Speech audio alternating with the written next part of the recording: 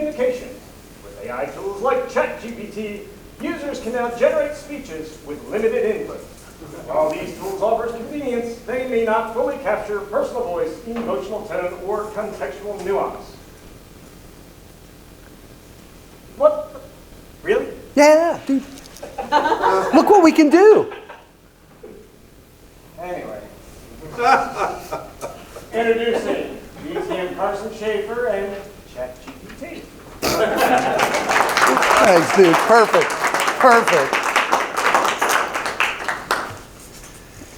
Scientific American did a study back in the 70s where they tried to figure out who has the most efficient method of locomotion. How hard do you have to work to go a mile? The most efficient thing on this planet is a condor. People, we're like way down on the list. And somebody thought, what would happen if we put that person on a bicycle? 3 times the efficiency of a condor. And now we have ChatGPT. I gave a speech about a month ago about my mother-in-law, Lillian, and scammers. And it came in a distant third. So I am quite happy to tell you that you guys are pretty good because I didn't write it. What I did is I went home and I grabbed my mic and I hit voice and I started talking. 5 single-space page later, I said, give me a 7-minute speech. And it did. And it was too good. It was an order of magnitude better than anything I could do. It's trained on Shakespeare. You guys know I ain't Shakespeare. Right? It was performative. Versus I did my speech on Sammy, that Kathleen talked about. And I worked with Laura Bowman, who was the therapist, and she made me think about things and look at myself, and it was introspective and I'm an engineer. It was horrible. And I gave you a speech that was as much from my heart as anything could be. And it was one of the best speeches I ever did. And you guys voted it the winner. Lillian versus Sammy, ChatGPT versus Laura Bowman. Lillian wasn't real emotion. It was performative. But it's too good to change. Myra once said, I ran through ChatGPT. And I'm like, don't do that. She goes, no, you don't understand how good it is. It's better than anything I could ever learn to do because I go, write this speech, and I'm having trouble with an emotional element. Can you give me that? Boom, here you go. Perfect. So you look at it and you think, well, I don't want to just read it. It wrote it. I'll do the 8th grade thing, like Encyclopedia Britannica. I'll just rewrite it in my own words. The problem is I've become a prompting engineer, and my prompts for ChatGPT are about this big, and it has all my personas. It's got Carson musician, Carson the engineer, Carson the author. It knows who I am, and it writes just like me. My kids say they read it in my voice. Try to rewrite something in your own words when it's already written in your own words. You can't. It's exactly the way I would say it, all the things I would say, it's just not where I would put everything. So I did it as it was written. You guys could tell.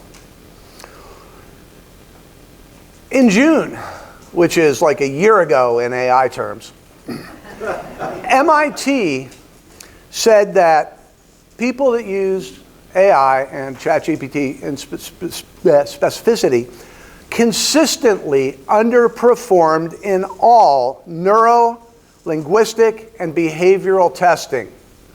Consistently underperformed in all areas because they used AI consistently. At work, I do AI like 10 hours a day. I am 5 to 8 times more creative.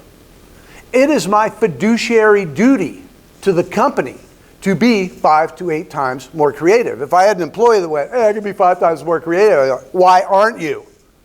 So it's my duty at work. At Winter Park Toastmasters, this is a class. It doesn't count. Anything you do here, if you, oh yeah, we all live and die up here, but when you walk out the door, everybody you know goes, Toastmasters, what's that? Right? Okay, I feel confident, and I know you guys know that I have the ability to stand here in front of you and be 5 to 8 times less creative.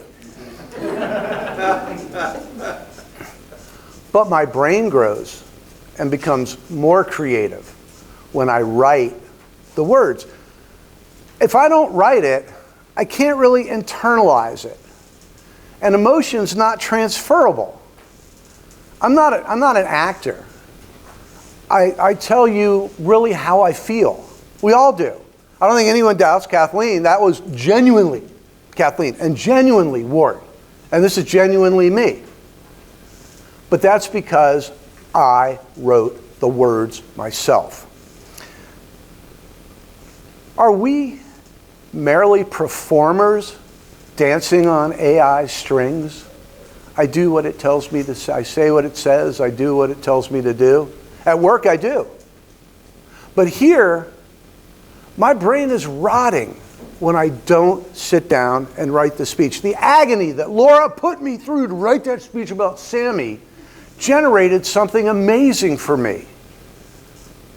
But ChatGPT wrote a speech that on paper was every bit as good.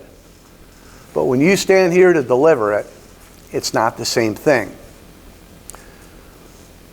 Our motto of this club is Masters of the Spoken Word. And to be a master of the spoken word, you have to feel the words which you're speaking. And when something else writes it, you don't feel the words. You don't internalize it. So, my brain may rot at work. I'm a cybersecurity engineer. I guess it's okay if my brain rots, right? Nobody cares. But here, I'm not going to use ChatGPT because I want my brain to become more creative. So I'm not going to use it. Will you? Mr. Toastmaster. Thanks, buddy.